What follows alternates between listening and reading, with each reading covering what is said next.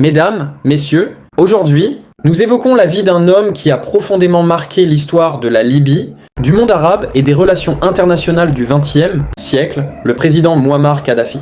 Né en 1942 dans une famille bédouine, au cœur du désert libyen, Mouammar Kadhafi grandit dans un pays alors marqué par la domination étrangère et de profondes inégalités. Très tôt, il développe un sentiment nationaliste fort, nourri par les idées du panarabisme et par l'exemple de leaders tels que Gamal Abdel Nasser.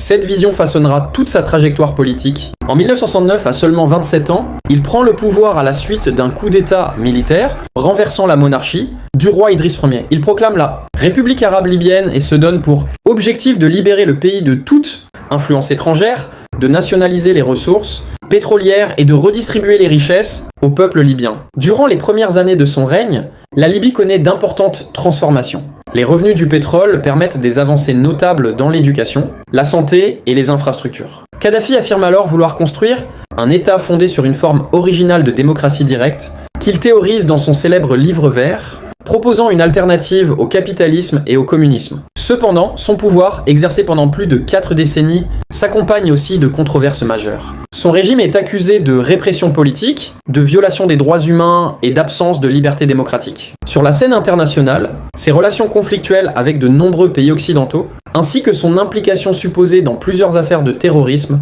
isolant durablement la Libye. Au début des années 2000, un tournant s'opère, la Libye cherche à se rapprocher de la communauté internationale, renonce à certains programmes militaires et normalise progressivement ses relations diplomatiques. Mais ces efforts ne suffisent pas à apaiser les tensions internes.